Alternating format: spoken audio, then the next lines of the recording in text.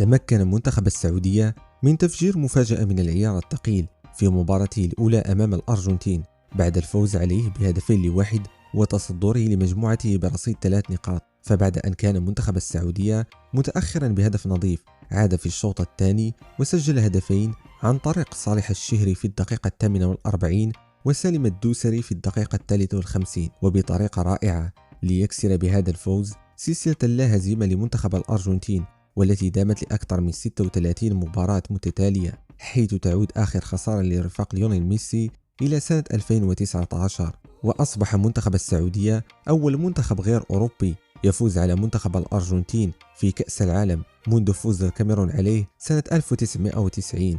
وسيواجه منتخب السعودية منتخب بولندا في ثاني مباراة له في المونديال، وسيبحث خلالها الأخضر عن الفوز من أجل العبور للدور الثاني. وستجرى المباراة يوم السبت 26 دجنبر على أرضية ملعب المدينة التعليمية الذي يقع في مدينة الريان ويتسع ل 45 ألف متفرج. وتنطلق المباراة على الساعة 1 بتوقيت غرينتش، 2 بتوقيت المغرب والجزائر وتونس، 4 بتوقيت مكة المكرمة. ومن المقرر أن تنقل المباراة مجانا على 7 قنوات، وهي قناة بي إن سبور المفتوحة والتي تبث على قمر النايل سات وبدر وسهيل سات، وقناة الكأس القطرية الأولى التي تبث على نفس القمر، وقناة داس إيرست الألمانية التي تبث مجانا على قمر أسترا 19 درجة شرقا، وعلى قناة راي 2 الإيطالية التي تبث مجانا على قمر أوتيلسات 5 درجة غربا، وبالتعليق التركي على قناة TRT 1 التركية التي تبث مجانا على قمر توركسات 42 درجة شرقا، إضافة إلى قناتي ETV التابعتان لكل من إنجلترا وإيرلندا الشمالية، واللتان تبثان بالمجان على قمر أسترا 28 درجة شرقا. ويعد السيناريو الأمثل لصقور هيرفي رونار من أجل بلوغ دور ال16 مبكرا هو الانتصار على بولندا في هذه المباراة، وتعادل الأرجنتين والمكسيك في اللقاء الثاني ليتأهل الأخضر دون الالتفات أو انتظار المباريات الأخيرة. حتى في حالة التعادل فإن حظوظ الأخضر تبقى وفيرة للوصول إلى دور الثمن النهائي، شريطة التعادل على الأقل أو الانتصار في المباراة الأخيرة.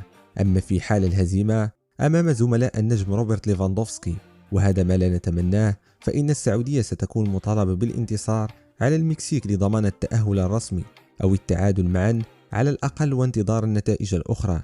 فيما يبقى السيناريو الأسوأ هو سقوط الأخضر في الجولتين الثانية والثالثة، وهذا ما لا نتمناه، وهو ما يعني الإقصاء من دور المجموعات.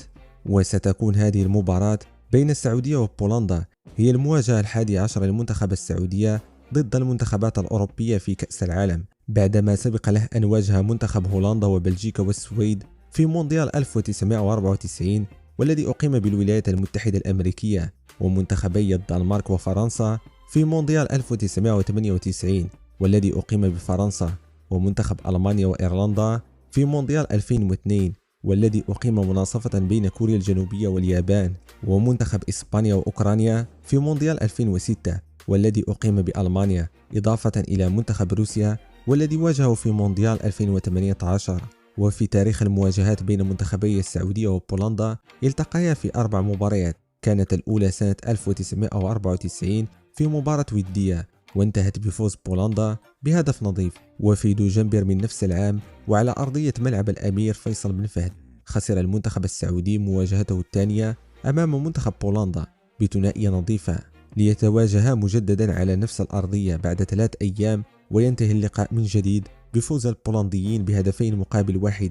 سجل هدف السعودية حينها سامي الجابر، في حين آخر مباراة جمعت بينهما تعود لسنة 2006 وتندرج ضمن استعدادات المنتخب السعودي لكأس العالم، وأجريت على أرضية ملعب الملك فهد الدولي بالرياض، وانتهت بفوز البولنديين من جديد ب2-1. سجل حينها هدف السعودية الوحيد رضا ذكر، وبالتالي سيكون منتخب السعودية أمام فرصة تاريخية للفوز لأول مرة في تاريخه على بولندا، وهذا ما نتمناه جميعا.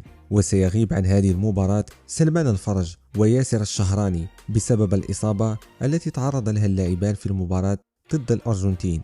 هذا الأخير تعرض لإصابة قوية بعد تدخل غير مقصود من زميله في المنتخب الحارس محمد العويس في كرة هوائية ليسقط بقوة على أرضية الملعب وينقل على وجه السرعة إلى المستشفى، ويدخل محمد البريك بديلا له. وكشفت المصادر الطبية الخاصة بالمنتخب السعودي عن نوع الإصابة التي تعرض لها الشمراني، حيث بيّنت الفحوصات أنه تعرض إلى كسر في فكه بالإضافة إلى ضرر في بعض أسنانه، وخضع لعملية جراحية يوم الأربعاء كللت بالنجاح. ولحد الآن لم يتم الإعلان عن مدة غياب ياسر الشهراني عن الملاعب. بالشفاء العاجل لياسر، وبالتوفيق للمنتخب السعودية في مباراته ضد بولندا. ولا تنسى إخبارنا بتوقعك لنتيجة المباراة.